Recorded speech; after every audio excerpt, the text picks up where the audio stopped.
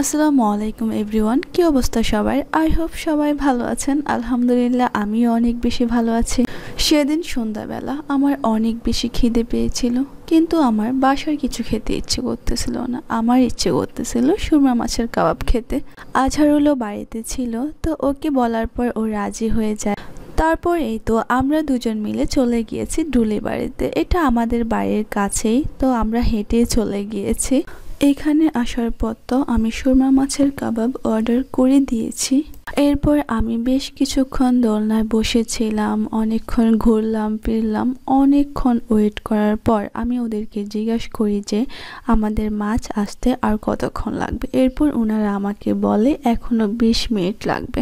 এটা শোনার পর আমি বলি এতক্ষণ ওয়েট করা অসম্ভব, কারণ ভীষণ খিদে পেয়েছে। এরপর আমি একটা চিকেন কাবাব নিয়েছি, তো ওটা খেয়ে কোনো রকম পেট ঠান্ডা করলাম। এরপর কিছুক্ষণ পরে আমাদের মাছের কাবাব চলে এসেছে। ও তো খাওয়ার জন্য অনেক বেশি এক্সাইটেড, সাথে আমিও। তো ওকে আমি বললাম দাঁড়াও আগে ভিডিওটা করে নিই। এরপর খাওয়া শেষ করে আমরা চলে গিয়েছি ফকিরহাট। এখান থেকে আজহারুলের কিছু প্রয়োজনীয় ওষুধ কেনার ছিল।